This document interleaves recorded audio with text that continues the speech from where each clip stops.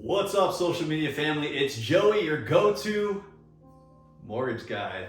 No longer your car guy, but although I can help you with your cars if you need help, I do mortgages now. So when looking for a mortgage, it's important to have a quality realtor that has that experience, that knows what they're talking about, but also a quality lender who knows financing, can look at your credit, help you kind of create a pathway to home ownership. And that's what I want to do. I want to create a pathway to those of you that are looking, that are renting, that are just not okay with their current situation. Look, I know that right now the housing market is inflated, but people are buying. I'm doing home loans. I'm closing on loans. People are coming to me interested, and they're coming to me with credit issues. Now, not credit issues that they know of. That's what this board's about. It's about credit. And kind of, I want to explain what credit means to you and how it formulates to dollars and cents, right? The benefit of good credit. What is it all about? But people come to me not knowing a lot. And I think statistically, it's like 110 million Americans don't even know their credit score. So what's going on with credit and why does it matter? Well, credit score and credit report's two different things, right? You got credit report, which is a detailed list of things that are on your credit. And it's things like payment history, mix of credit, and different types of credit, revolving, open, closed-end loans, stuff like that, and how you pay that. And then those inquiries, searching for new credit, is how they formulate a score, kind of like an overall rating of who you are and your credit worthiness. I mean, not to get all political and crazy about the system, it is what it is. I've had my fair share of problems in credit. I've been a 500 credit score. I've been a 700 credit, never an 800 credit score though. But I understand the gamut of credit. I went from a 500 credit score to a 700 credit score in a year and a half. So I learned what to do and how to fix it. And some of you out there may want to know exactly how to fix their credit, or maybe not even just fix their credit, but save money from like a 680 credit score and a 720 credit score. So let's delve right into it. What is credit and what is it comprised of? So the score so credit's comprised of a payment history, like we talked about. 35% of your credit and your score is going to be a result of how you pay banks and lenders. So that in order to get new credit, or in order to get better financing or refi or better rates, they want to make sure that you paid your bills, right? It makes sense. You know, if I'm going to give you some money, I want to make sure that I get that money back. Now, amount owed. That's your credit utilization. So what does that mean? You're utilizing the amount of credit, different mix of credit, 10% of your credit has given you. Now, I'm not gonna run back and forth to see how I look like on the video. So if this is all weird, this is my first video in the mortgage industry. I didn't want to come on here and pitch you all these different loans and stuff like that. I know the mortgage industry is crazy right now, but I wanted to offer some knowledge to help give content and actual help people that can use this type of help. So the help that I want to offer is my experience in credit. So credit utilization, say you have $10,000 in credit, right? That means, and you haven't used any of that yet. So $10,000 is 100% of the amount of credit you have.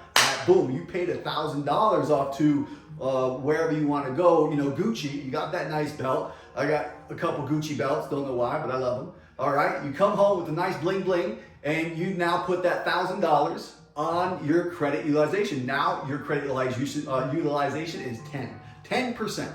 Okay, now that's still really good. In fact, if you're trying to fix your credit, 10% is a gold area, platinum area you want to be in order to help fix your credit rapidly. But typically, people with credit utilizations and credit scores in the upper 600 utilize about 40 to 50% of their credit. That's about normal. That's actually not normal, but that's where most people are today. Now, 700 plus is less than 30%. So those that want to get to that 700 plus mark, that's not already there. Obviously, if you have good credit, you probably already know all this stuff anyway. But these are for the people that want to see what it's all about. But typically, say that person goes to buy that Gucci belt, is walking right across the street and looks at Ferragamo, right? Salvatore Ferragamo, whatever it is, and buy some shoes. Now he racked up another 1,000, and then goes across the way at Caesar's Palace Farm Shops. I'm just looking at where the shops are because I know where they're all at. He goes to Mont Blanc, buys a $1,000 pen. Right now he's racked up $3,000 in debt. Now he's 30% credit utilization. Now it's going to start affecting his credit and dropping his score. But what does it mean to have a lower score? How does that affect the consumer, you, the person, and what does it mean in dollars and cents? Well, let me show you. Credit cards, for instance, this credit card that I have, this may be me who did this, but a 600 to 679 credit score is typically a 22.9% interest rate. Now, a 680, 739 is about 17.99% interest. On standard, this is all from bitrate.com. So I'm not just pulling this out of the air. I Google just like you should Google, and all this stuff you can Google yourself and verify. Now, 740 to 830, that's that good credit. If you want to know what credit score is bad, what's good, what's considered subprime is 640, 670 and below is you're not doing too good. 670 and above, sorry to say, that is the reality. Your better credit, your good credit. Excellent is about 740 and up. All the way to 850. Now, that 740 to 830 or 850 is 12.99% standard in that savings between, depending on that credit card, say that credit card's that $10,000 mark. Now in interest alone, paid off through a certain amount of years, let's say 5 years, could be the difference in thousands of dollars in interest.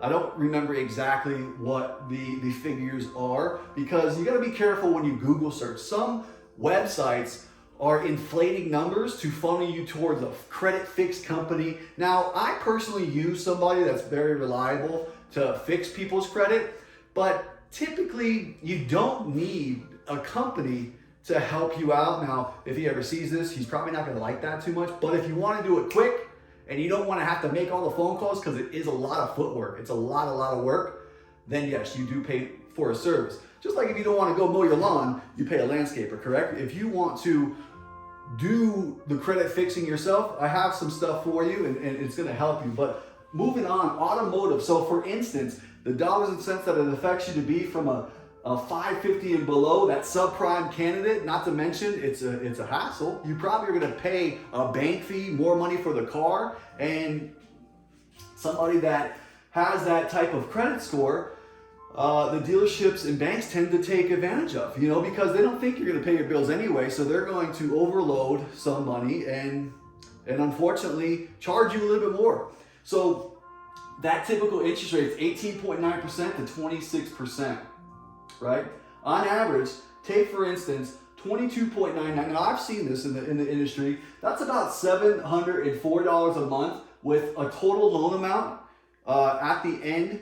Whatever the price of the car is, using that $25,000 plus $17,277, what's that? $1,540. That's $42,000, $42,277 for a $25,000 car. Now look, if I just messed that math up, I'm sorry. You correct me in the comments, which I appreciate. But that car that you just bought with a bad credit cost you at the end of 6 years, I think I used in the calculations, $42,000, right? Just because you got credit. Now, that same person with a 720 credit score, at incentivized rates, which at 720 is tier 1 plus. That's when you start looking at incentivized rates, not including tier bumps and good history and stuff like that, just straight across the board. 1.99%, 0% rates. Let's use 1.99, right? And that's 438. Now, 438 compared to 704, just because the other person's credit worthiness is better. Not meaning the person is better. Now, we're not going down that route, but just meaning that the banks who look at a score in that little peephole sees that person as somebody that pays better credit. Now, what does that mean? That means that person would only have paid $26,285 versus the $42,000 the bad credit pays. That's a savings of $15,992 in interest. just because. That's why it's important, folks, to actually spend time and look at fixing your credit. Now, let's not talk about mortgages. Mortgages, that difference can be between a top tier credit or even just 1%. That's what I was just using here. Mortgages, $500,000 home loan, 30-year fix, and the difference of 1% could be the difference between maybe a 670 and a 740 when it comes to mortgages. Between 4 and 5%. That P&I, that mortgage payment, 237, 2387 or 2687. The difference is at the end of 30 years, you're paying $107,000, okay? I know it's a long video, but what I wanted to kind of bring up to you is there's a way to help. There's a way to actually fix your credit. First things first, creditreport.com. Freecreditreport.com. Now, you gotta be careful that you don't go to the paid service and that's gonna funnel you to Credit Karma and stuff. FACRA, fair and accurate credit reporting, make sure that you get a free credit report annually. So it's annualcreditreport.com. And what that does is give you a free credit for TransUnion, Equifax, and Experian. I'm racking my brain making sure I'm giving you the same website. I'm gonna post in the comments, that way I make sure. Annualcreditreport.com, pretty sure that's the one. Little brain fart. Not gonna pause it and go back. Completely organic. But with that being said, pull your credit. First step is see what's going on. See what's on your credit. It's not credit score, it's credit report. Now you're gonna go look through and see if there's any discrepancies. Now, first things first, if there is a discrepancy, you're gonna have to send a letter to that creditor, that reporting agency, to ensure that they can, the credit reporting agency, to make sure they can take that off and dispute that. So that's one way to remove inaccuracies. And then also, if there is an inaccurate and it's determined to be correct, calling that creditor, the one that's originating the debt, and working out some type of obviously program or something with them, and maybe negotiate a smaller term to really actually start getting that status out of a derogatory status, okay? And then with that being said, once that's all done, just you can either increase your limits if you're in that position. Say you have some debt and your credit utilization is the one thing that's holding you back, 47, 50%. Call your banks and see if you can get that credit increase. See if they will give you more money. And it's kind of like, hey, I've been a customer for you for years. I have perfect payment history. I'm looking to lower my interest rate, and they may lower your interest rate, but they can also give you a second. Usually they'll come back like, can't lower your interest rate, but we can increase your credit limit, or just ask them straight out, hey, can you increase my credit limit? Usually, if you've never increased it, now you want to make sure that you have. If before you do that, let me say you got to make sure that you don't have a lot of debt.